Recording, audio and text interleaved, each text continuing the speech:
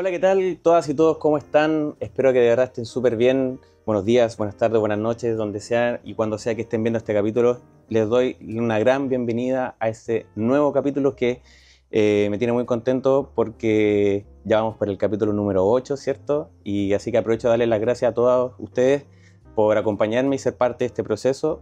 Y como siempre, antes de comenzar, para mí es súper importante y les pido de verdad que me ayuden muchísimo poder suscribirse a este canal, ¿cierto?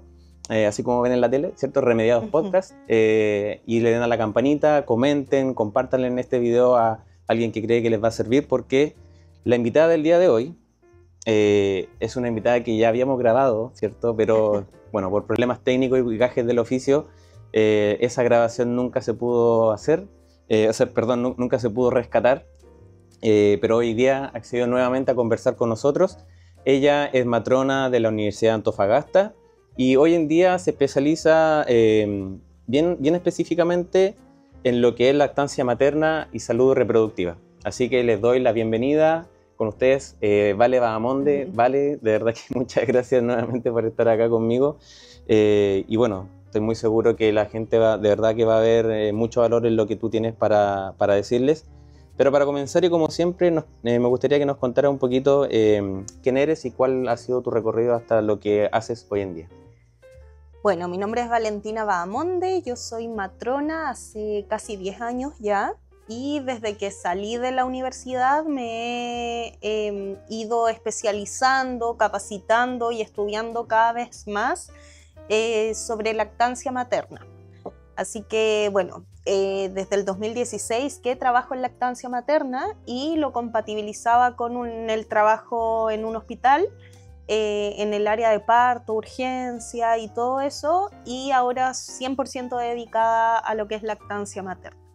Perfecto, vale. Oye, para empezar, justamente dedicado al tema de la lactancia, también vamos a tocar el tema de los medicamentos. Y bueno, sabemos que en realidad el uso de los medicamentos es algo súper cotidiano, pero vayámonos al caso de las mujeres, ¿cierto? Sobre todo mujeres que están en periodo de lactancia, ¿cierto? Estén amamantando. Dentro de todo lo que tú has podido ver, ¿cierto? En tu práctica y en tu carrera laboral, ¿verdad? ¿Cuáles han sido los medicamentos más comunes que tú has visto que se usan más y que sí se consideran seguros de usar en este tipo de pacientes?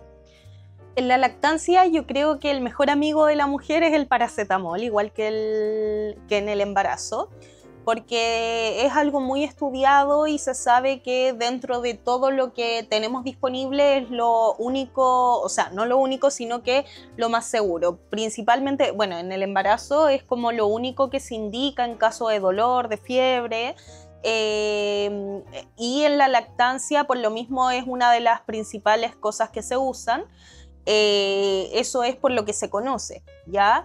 Pero ahora sabemos que hay otras formas de verificar si un medicamento es seguro o no durante la lactancia, que es una página web que está disponible, que seguramente la vamos a mencionar en este capítulo, que es e-lactancia, y ahí también se puede corroborar qué medicamentos son de uso seguro para lactancia. Sí, de hecho, qué bueno que lo mencionas porque hace un par de meses yo hice un video justamente recomendando esa página porque, si no me equivoco, el nombre es un nombre bien largo como de la organización que hizo la página, pero es la Apilam, ¿cierto? Apilam. Es súper buena porque, bueno, acá en los comentarios les vamos a dejar la página para que la puedan revisar, pero en realidad es una página súper buena porque aparte de decirte si el medicamento es como compatible con la lactancia, claro, te da unas recomendaciones y que, bueno, todas esas recomendaciones, por supuesto, están validadas y vienen, ¿cierto? Están referenciadas con fuentes confiables, obviamente. Claro. Y en general, ¿cierto? Pasando un poquito al mismo tema, ¿cómo le dirías a una madre que un remedio es seguro y cuando muchas veces de repente es un poco reacia, ¿cierto? A cambiar de opinión en esos casos. ¿Cómo ha sido tu experiencia en eso? Mira, yo creo que una de las formas es mostrándoles que hay evidencia y que hay espacios seguros para buscar si un medicamento es o no seguro, como esta página que es la que estamos hablando, y en el fondo guiarlas a leer y informarse de si un medicamento es o no seguro. O sea, creo que esa página es como la respuesta a todas estas dudas que les genera a las mujeres que están amamantando, si pueden tomar medicamentos, si se pueden hacer algún tipo de estudio, imagenología, con contraste, sin contraste, porque todavía hay mucha desinformación, incluso en los laboratorios, en algunos lugares, Sí. que les dicen que no, que tienen que destetar o que tienen que esperar, no sé, 2 días para volver a dar pecho, y eso no es así, y en esa página se puede encontrar la información. Entonces leerlo y entender que eso está hecho en base a estudios, ¿ya? O sea, estudios sobre la seguridad de los medicamentos, y cada vez que van saliendo nuevas actualizaciones, la PILAM lo incorpora en esa página, así que es como el lugar más seguro para ver esta compatibilidad. Oye, ¿tú conoces la PILAM? Sí. O sea, sé que es lo que hacen, que están como encargados, bueno, en esto de buscar actualizaciones y todo lo que tiene que ver en relación con la seguridad del uso de medicamentos en la lactancia. Y de hecho, esta organización, no sé, hay veces, por ejemplo, nosotros en Sudamérica somos usuarios muy frecuentemente de hierbas o de infusiones. Y, por ejemplo, el matico es algo que le dan a todas las mujeres en las clínicas y todo el tema, pero no hay algo como escrito y estudiado, por ejemplo, no aparece en esa página. Entonces, yo he mandado correos preguntando de si disponen de información sobre la seguridad de algunos medicamentos o de algunas infusiones, hierbas, etc. Qué bueno. Entonces, Sí. sí.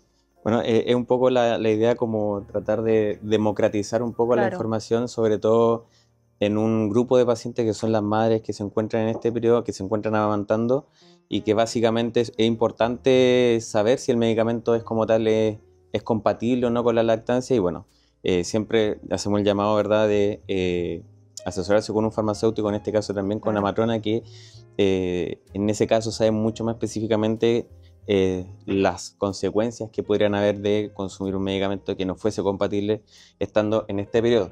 Claro. Pasando un poquito a otro tema, cuando conversamos, ¿cierto? Cuando te comenté la posibilidad de que si podía venir, me hablaste de lo de que también un foco de tu trabajo es el ver el puerperio, ¿cierto?, en las mujeres.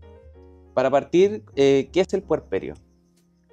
El puerperio tiene distintas visiones, desde la parte como más médica o de la parte física, es como la recuperación posparto, en donde los órganos, el tiempo promedio que demoran los órganos en volver a su estado previo al embarazo, y eso se dice que son 6 semanas o 42 días, que es la famosa cuarentena, ¿ya? Perfecto. Pero ahora, desde el tema de salud mental y de como lo biopsicosocial, se dice que el puerperio puede durar hasta 2 años, aprox.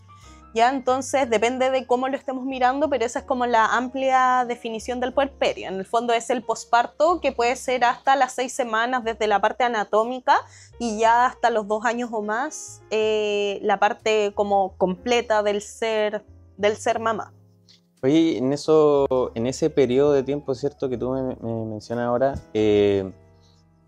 ¿hay algún, o sea, se supone que en ese periodo como que los cambios que hubieron antes de que, o sea, mientras la mujer en este caso estaba embarazada, ¿hay algún tipo de acompañamiento profesional que tú de repente, bueno, por un lado, has visto dentro de tu práctica profesional o, digamos, ámbito laboral que se hace? Y también, contrastándolo por otro lado, digamos, si debiese hacerse algún tipo de acompañamiento, no sé, psicológico, porque tú me mencionaste recién, por ejemplo, el tema de salud mental, que bueno, en muchos ámbitos es súper importante mantenerla, y me imagino que en estos casos, yo te pregunto porque lo desconozco la verdad, que un periodo es complejo también para las mujeres. Entonces, ahí como... Sí, o sea,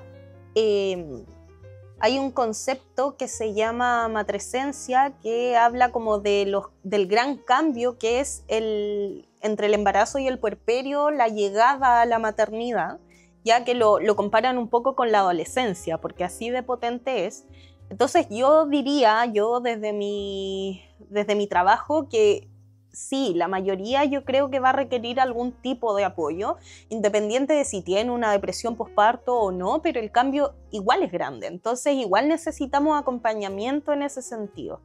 Ya ahora en los sistemas públicos de salud, en los centros, los SPAM, por ejemplo, se mide, por ejemplo, el riesgo de depresión postparto con algunas escalas y ahí pueden ser como derivadas a un acompañamiento, pero las mujeres que se atienden de forma privada lo tienen que buscar por sí solas, Claro. ¿ya? O la familia, o sea, pero sí, yo creo que sería lo ideal, tener algún tipo de acompañamiento con respecto a la salud mental o bien armar como grupos de mujeres que se acompañen y eso igual reduce harto el riesgo de como de complicaciones con respecto a la salud mental. Las redes de apoyo, el juntarte con personas que estén en la misma que tú, poder conversar, entender que lo que te pasa no es algo aislado y todo eso.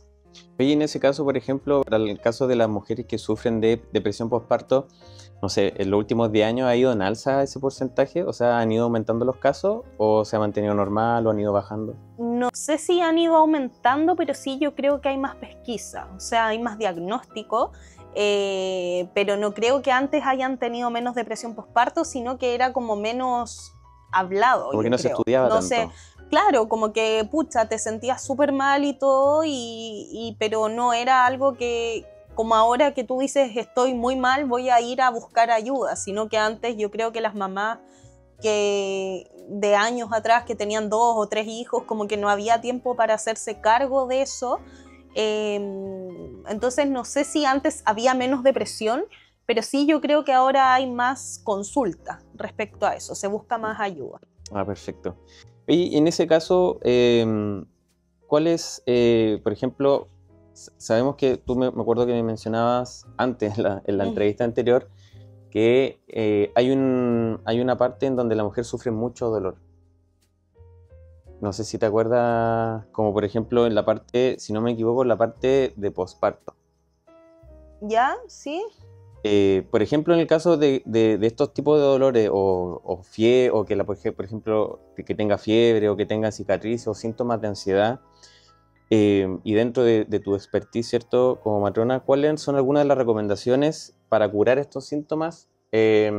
Digámoslo así, como con remedios y sin remedios. Bueno, los medicamentos sabemos que en general son los de uso que tienen las familias en sus casas o con indicación médica, ¿ya? Pero desde la parte no farmacológica, por ejemplo, bueno, muy relacionado a la lactancia también, si vamos a amamantar y estamos con dolor, por ejemplo, en una cicatriz de cesárea o en una cicatriz en los genitales por un parto, con desgarro o con episiotomía, la idea es, de forma no farmacológica, buscar posiciones cómodas, más reclinadas para amamantar. Ya sabemos también que hay uso de los parches de silicona para apoyar en la recuperación y la cicatrización de la herida de cesárea, por ejemplo, desde la parte no farmacológica. Y bueno, el movimiento y el descanso en el puerperio que se minimiza, o sea, hablamos de que la cesárea es la única cirugía, como que uno espera que a los 2 días ya la mujer esté sin reposo y siendo mamá 24/7, entonces tener redes de apoyo yo creo que es algo muy importante desde la parte no farmacológica para poder aliviar no solo el dolor físico o el malestar físico, sino también el tema del cansancio mental y todo eso. Hay como el apoyo igual de la pareja en ese caso. Como o sea, cualquier, las redes de apoyo que principalmente en estas familias, o sea, ahora en la actualidad tenemos muchas familias nucleares, ya que es mamá, papá, hijos, claro. Por lo tanto, si el papá se va a trabajar todo el día, igual faltan más redes de apoyo. Pero claro, es una persona fundamental ahí. Genial. Pasando a otro tema, tú me indicaste harto que promueve harto lo que es el parto respetado, ¿cierto? Para que la gente que nos está viendo, ¿cierto?, pueda entender un poquito más y no como sacar conclusiones tal vez un poco apresuradas como del puro concepto, pero ¿cuáles son algunos de los principios o las bases que fundamentan este concepto de parto respetado? Como dice su nombre, es respetar, y cuando hablamos de respetar no es como una receta de cocina, porque una mujer puede querer un parto o un nacimiento muy distinto a otra. Entonces se trata de respetar la intención o los deseos de cada una de las mujeres que va a parir. ¿Ya? Porque, por ejemplo, no quiere decir, un parto respetado no quiere decir someter a un parto vaginal a una mujer que quiere una cesárea, eso no es respetarla, pero sí informarle de los pros y los contras, hablarle de cuáles son sus opciones, educarla, ¿ya? Y ofrecerle toda la gama de posibilidades respecto al nacimiento, ¿ya? Eso es como el parto respetado en sí. Yo lo pregunto de la ignorancia hoy, pero ¿existe algún programa del gobierno en donde se fomente lo que es el parto respetado? O sea, han habido avances, hay una ley que está como en tramitación todavía, está media dormida, que es la ley Adriana, que es la ley como del parto respetado, pero sí se ha ido avanzando por todo lo que tiene que ver con, leyes que han salido, que han propiciado a que exista un acompañamiento digno, no solo por ejemplo, la ley Mila, que habla mucho de la hospitalización de los niños, ya que no pueden estar solos, que los padres no son visitas. Lo mismo pasa en el trabajo de parto, o sea, que una mujer que va a dar a luz a ese hijo o hija pueda estar acompañada por alguien significativo todo el tiempo, ¿ya? La ley Dominga, que es la ley de duelo gestacional, de muerte gestacional y perinatal, también habla un poco del acompañamiento digno y permanente, el respeto a no juntar, por ejemplo, una mujer que está sufriendo un duelo gestacional con una mamá que está pariendo, todo eso, y eso ha ido aportando también a la parte del parto respetado, ¿ya? O sea, a que puedan estar acompañados permanentemente. Se ha ido incluyendo algunos planes de parto, que es como preguntarle a las mamás si quieren que se rompan las membranas o no, si quieren anestesia o no, qué posición prefieren para parir, etc. Pero sí falta todavía porque el parto respetado no es solamente como que mientras sale la guagua te respeten, sino que es todo el conjunto, incluyendo el puerperio, porque muchas veces es como, ¡ay, qué bonito el parto! Me lo pasan, la foto y todo, y ya después se lo llevan, le dan relleno, aunque tú no querías, y muchas otras cosas. Entonces, vamos en camino, pero todavía falta. Esa es la idea. Oye, y también, de acuerdo a la literatura, y tú lo mencionaste recién, el tema del uso de la anestesia, sobre todo la anestesia epidural previo, ¿cierto?, al nacimiento de la guaguita, ¿cierto? En ese caso, se ha establecido, ¿cierto?, en la literatura que el uso de esta anestesia epidural, ¿cierto?, puede enlentecer la bajada de la leche en algunas mujeres. No sé si ha sido en el caso de que te has topado con esta situación, pero, si es el caso, me gustaría mucho que nos contara más o menos cuáles son principalmente como los manejos que se hacen en el caso de esta práctica, y si no, en el caso, ¿qué pasaría o cuál sería como la situación que tendría que hacerse en el caso de que llegase a pasar? Mira, lo que pasa es que, lo mismo que te podría parecer en algunos lugares es que la cesárea está relacionada también a un retardo en la bajada de la leche, pero esto no es directamente solo por el hecho de haber tenido una cesárea o por el uso de un medicamento como lo que se usa en la anestesia epidural. Lo que pasa es que habitualmente, mientras más intervenido es el nacimiento, más separación hay de la mamá y el bebé, ¿ya?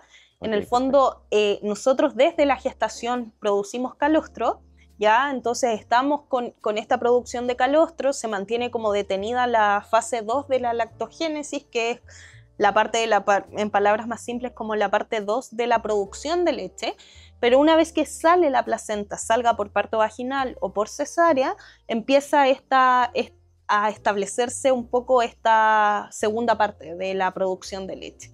Ya, entonces, ¿cuál es la idea? Que si voy a tener un parto más intervenido con anestesia o bien una cesárea y todo, la forma de protegerlo y de fomentar en que no demore más el tema del establecimiento de la lactancia es la no separación de la mamá y el bebé.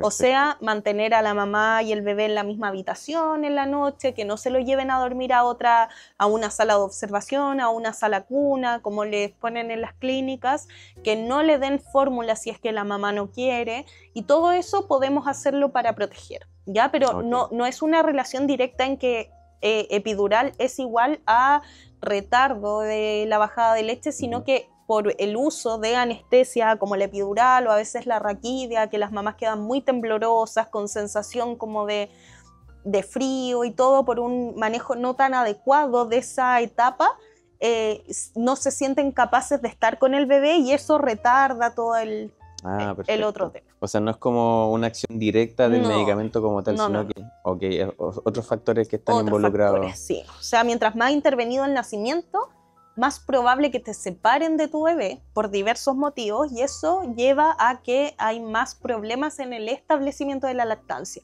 Y por eso es súper importante, las mamás me dicen, pero ¿cómo voy a tomar un taller o algo antes de que nazca la guagua para la lactancia? Si no la voy a amamantar, ¿cómo practico?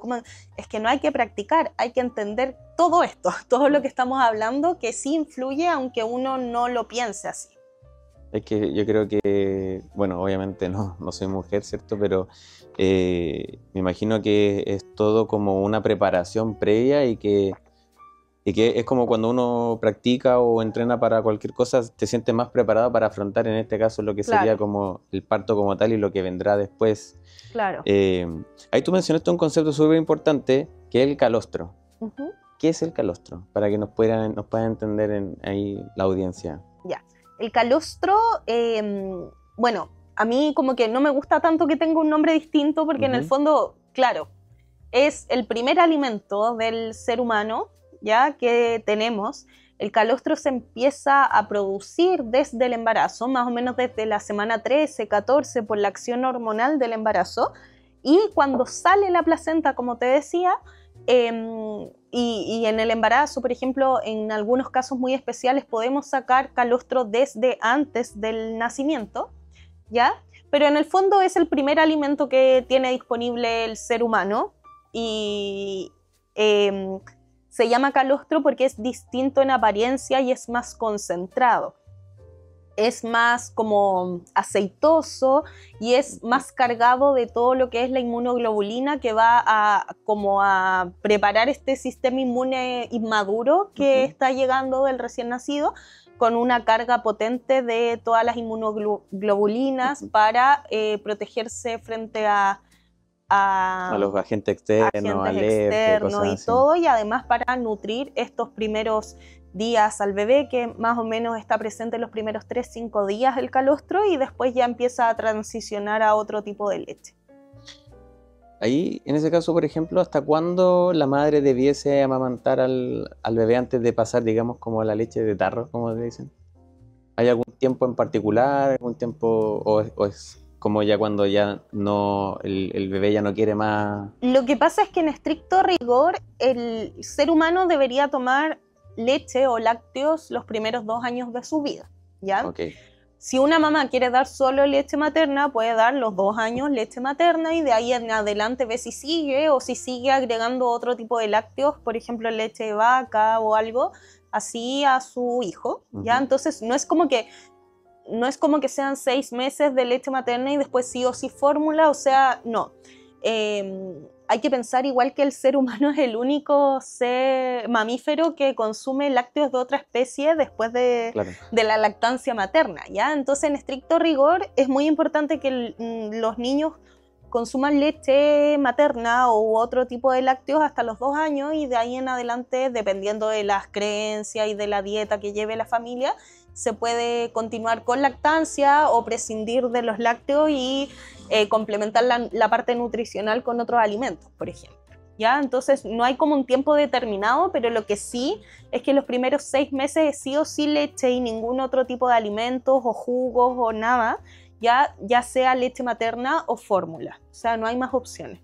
No agua, no nada de eso, y desde los 6 meses en adelante se empiezan a introducir otros alimentos, y ya desde el año en adelante los alimentos toman protagonismo y van complementados de esta leche materna u otro tipo de leche. Perfecto. Oye, bueno, pasando a ya, vamos por el último bloque, ¿cierto? Y que bueno, yo te conocí, ¿cierto? Por redes sociales, tú al igual que yo, bueno, ya más tiempo creando contenido. Y te he visto muy, muy fuerte en lo que es realización de talleres, ¿cierto? Asesoría, ¿cierto? Y finalmente educar a la Ujú. población en base a este tema que es súper importante igual. Y también generar como acompañamiento, que eso también yo Sí. creo que a las personas les genera mucha seguridad también que ver que alguien especialista en el tema también esté con ellos. Y en ese caso, ¿tú consideras que es clave integrar enseñanza o educación sobre medicamentos en estos espacios que tú tienes, en los que has hecho, por ejemplo, talleres o asesorías? Sí, yo creo que sí, porque en el fondo, cuando llega un bebé, muchas veces hay poca información sobre qué medicamentos son seguros o no. O sea, los que nos daban a nosotros cuando éramos niños, se ha descubierto que quizás no son tan seguros como pensábamos que eran. Ya hay algunos que son restringidos según edad, o sea, algunos no se pueden dar antes de los 6 años, otros después. Entonces, en el fondo, es importante manejar este tipo de información con respecto a al embarazo, la lactancia y la maternidad, no solamente por lo que va a consumir la mamá, sino también por lo que vamos a dar estas guaguas que en el fondo pueden hacer un cuadro febril cuando son un poco más grandes y ahí como que, ¿qué le doy? Obviamente todo, sobre todo cuando son niños, debe requerir una indicación, pero muchas veces las indicaciones no están tan actualizadas, entonces ahí juega mucho, es muy importante el rol de la educación. Sí, Entonces, de hecho, ahí un poquito como para agregar, ¿cierto?, tu respuesta. eh, y justo porque lo mencionaste me vino como el clic del tema de cuando a los niños les da fiebre. Yo he claro, escuchado a muchas personas, bueno, en su mayoría padres, que tienden a darle diclofenaco. sí, pues Y en no realidad se el puede. diclofenaco en niños se ha demostrado que no funciona y que Mm, solamente tiene efectos adversos. claro, De hecho, yo me acuerdo que a la hija de un amigo le dieron diclofenaco y le dio hipotermia. O sea, porque el diclofenaco le bajó demasiado la temperatura. Entonces, claro. en esos casos, bueno, siempre, obviamente, el llamado a consultar con el pediatra, con la matrona, ¿cierto? Con el farmacéutico, eh, que son aquellos que están más cercanos como al tema de los medicamentos y bueno, sobre todo los matrones y las matronas en el ámbito de los niños, ¿cierto? Pero en el caso es más seguro darles paracetamol, porque incluso he escuchado hasta ibuprofeno, y el ibuprofeno de por sí no tiene actividad para bajar la fiebre. Claro. Entonces es importante, claro, como dices tú, generar esta instancia de educación, porque yo creo, o sea, yo igual los puedo llegar a entender como un poco en el tema de la desesperación, yo creo, como Mm, para que su hijo no se sienta mal o no se claro, siga sintiendo mal, sí, pues, pero incluso por esas cosas, por esos desconocimientos, pueden hacer que se sienta peor. Entonces claro. es re importante en verdad que se dé en esa instancia. Y bueno, hablando de distancia, ¿cierto? Justamente esa es la idea un poco de este podcast, o sea, de tratar temas como de salud y medicamentos o de temas complejos que abarquen estos dos temas como tal, de Claro, manera que las personas, ¿cierto?, que nos están viendo puedan involucrarse mucho más activamente en su salud. claro. Y en ese caso, ya para ir cerrando, digamos, un poquito como este bloque, ¿verdad? ¿Qué le dirías, por ejemplo, a una persona que cree que si algo es natural, entonces no debiese recurrir a algún medicamento? Eh, Aunque realmente en algunos casos pudiese ser realmente útil usarlo. Eh, que no, a ver, primero que no todo lo que sea natural es inocuo, ¿ya? Eso es importante. Y que hay ocasiones en que sí se necesitan los medicamentos. O sea, somos afortunados porque la medicina y la ciencia y la farmacología ha ido avanzando, haciendo cada vez medicamentos más seguros y para más variedad de cosas. Entonces, o sea, que no tenemos que negarnos al uso de medicamentos siempre y cuando estén bien indicados y que los necesitemos, obviamente. ¿Ya? Pero pasa mucho igual con respecto a la lactancia, que como te decía, las infusiones es algo muy de Sudamérica y se usan para todo y de hecho he escuchado, no, toma agua de apio, agua de avena, agua de matico, agua de orégano, para todo, o sea, el Claro. agüita de todo, sobre todo en el posparto y muchos mitos relacionados con la producción de leche y todo. y entre eso, para el tema de los gases, el agua de anís, que es neurotóxico para las guaguas y pasa a través de la leche. Entonces no todo lo que sea natural es inocuo. Mira. Y muchas veces nos va a ayudar más algo que es un medicamento que está prescrito con sus pros, sus contras, y sabemos para qué sirve y sabemos si es seguro o no. Perfecto. Oye, sí, que en realidad, bueno, o sea, finalmente lo natural, de lo natural muchas veces se han creado los medicamentos también. Pero en realidad, como bien dice la Vale, no porque sea natural, por ejemplo, quiere decir que va a ser bueno. O sea, sí es más natural porque tienen menos ingredientes, ¿cierto? Tienen menos excipientes, ¿verdad? Con lo que son agentes químicos, ¿verdad? Pero finalmente todo va a depender de la dosis. O sea, es súper importante entender que gracias a la dosis o debido a la dosis, un medicamento, una hierbita, una agüita medicinal puede ser beneficioso o finalmente negativo para los niños. En este caso que muchas veces son más propensos a sufrir de efectos secundarios que los adultos. Totalmente. Porque tienen menos tolerancia a ellos. Entonces es como que si le estuviéramos dando el doble. Por eso es súper importante igual tenerlo en cuenta. Sí. Y igual para aprovechar el espacio también, ya que estábamos hablando un poco de lo que de tus talleres, ¿cierto? De que haces talleres y asesoría. Yo creo que igual sería súper importante y hasta incluso de repente alguien que esté en esa situación que le gustaría tomar alguna asesoría contigo, de repente explicar un poquito qué es lo que hace, cómo genera el acompañamiento. Ahí expláyate, dale todo. Uy, no. Bueno, para quienes estén viendo este podcast, bueno, estoy ahora como trabajando más en un acompañamiento mucho más integral con respecto a la lactancia materna, porque la lactancia habitualmente se mira como, se piensa mucho que va a ser sí o sí instintivo y que me va a ir bien o me va a ir mal y ahí voy a buscar ayuda. Pero sabemos ahora que es muy importante informarse previo al nacimiento. O sea, el embarazo dura 9 meses y tenemos 9 meses para prepararnos en diversas cosas, tanto el parto, la llegada del bebé, las cosas que necesitamos y también la lactancia. O sea, no tenemos que esperar a que nazca el bebé, ponerlo al pecho, que no me resulte, que baje de peso, que me duela, etcétera, para buscar ayuda. Entonces esa es como mi banderita de lucha ahora, acompañar la lactancia de forma integral desde el embarazo hasta el destete. O sea, todo lo que alberga la lactancia, en eso estoy trabajando ahora y con consejerías 1 a 1 o bien los talleres grupales y hartos videos grabados con información importante. Qué buena, qué genial. Y bueno, es súper importante también de recalcar eso justamente que estás diciendo. Y antes de terminar, como ya lo han visto en los capítulos anteriores, ¿verdad? Con algunos de los invitados que lo estrenaron, ¿es cierto? Es este bloque que se llama Casi Remediados, que, bueno, para quienes no lo hayan visto y se estén integrando recién ahora en este capítulo, es una sección, ¿cierto? De preguntas rápidas, de preguntas cortas, o más bien de enunciados, en donde el invitado, ¿cierto? Nos va a dar alguna respuesta corta. Anteriormente la estaba haciendo con verdadero y falso, pero hoy día tú vas a ser la primera que lo va a realizar, solamente entregando algunas respuestas cortas. Así que, ¿estáis lista? Estoy lista. ¿Sí? Sí. Ya. Entonces, el primero es, ¿el ibuprofeno es seguro de usar en lactancia?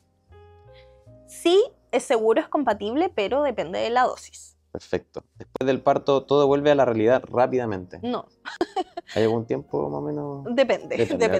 Depende de qué para todo. Sí, depende para todo, porque si fue un parto muy fisiológico, muy natural, la parte como física, bueno, era preguntas cortas, pero depende. Sí. Eso es como el...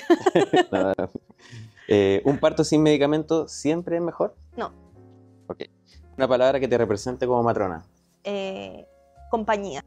Perfecto. ¿Y algo que desearías que supiera toda mujer antes de parir?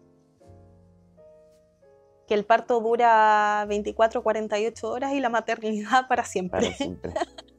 Para que lo tengan en cuenta. Sí. Oye, bacán, Vale. Bueno, para ir finalizando, en base a todo lo que hemos conversado, ¿cierto? Que, bueno, como siempre lo digo, estoy muy seguro que más de alguna persona, mujer también, que esté también quizás cursando en este periodo de amamantamiento o está previo a, ¿cierto? A que nazca su hijo o su hija, te doy el espacio para que tú también les des un mensaje de apoyo o alguna recomendación o algo que te gustaría comentarle a todas las personas que nos están viendo. Así que no sé si a mí tiene 3 cámaras acá para...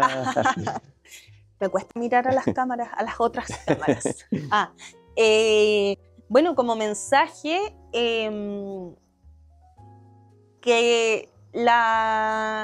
más enfocado en la maternidad y la lactancia, es que en esta sociedad actual que hay familias cada vez más pequeñas, con menos hijos, con menos integrantes y todo eso, la tribu hay que buscarla afuera, o sea, las redes de apoyo hay que buscarlas afuera, y en eso puede estar una amiga, una persona de redes sociales, una profesional que te pueda acompañar, pero que en el fondo la maternidad acompañada se vive mejor.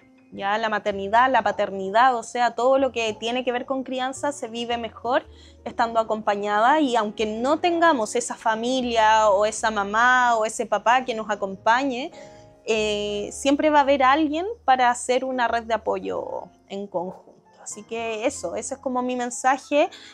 Si te sientes sola en la maternidad, en la crianza o en cualquier sentido, buscar tu propia red de apoyo que pueden haber en muchos lugares. Eso es como lo que me gustaría transmitir. Qué grande en realidad. Bueno, muchas gracias, Vale, por tu mensaje. Bueno, estamos llegando al final del capítulo. Si llegaron hasta acá, les doy las gracias porque esto lo hacemos en realidad con mucho cariño. Cada invitado que traemos está pensado estratégicamente para contarnos todas aquellas cosas que nos incitan, ¿cierto?, a querer cuidarnos más, a involucrarnos mucho más activamente con nuestro cuidado y el cuidado de nuestros pares, ¿cierto?, pero desde una mirada, ¿cierto?, más responsable y bueno, con conocimiento también. Así que ya nos despedimos. Vale, de verdad te doy las gracias nuevamente por estar acá. De verdad que me tiene muy contento que hayas podido venir nuevamente. Y como lo decía, estoy muy seguro que más de alguno o más de alguna se llevó un pedacito de lo que tú les comentaste. Así que nos estamos viendo en un siguiente capítulo, como siempre. Bueno, vamos a dejar las redes sociales para que puedan ir a ver el Instagram, ¿cierto?, de la Vale, para que vean todo lo que ella sube. De verdad que sube contenido muy bueno, muy educativo sobre todo, y que si ahora se llevaron mucho valor de ella en esta entrevista, si se van a su Instagram, pucha, yo creo que se van a volver locos y locas de tanto que van a Igual encontrar. hay humor, así que no piensen tanto profesionalismo. Esa es la idea. Así que nada, pues bueno, les dejo abajito las redes sociales para que nos puedan contactar, ¿cierto? Si quieren saber más, tienen a Vale, me pueden decir a mí, yo lo hablo con ella, ¿cierto? Así que nada, sin aburrirlos más, les mando como siempre un abrazo muy grande y que estén súper bien. Chao, que estén bien.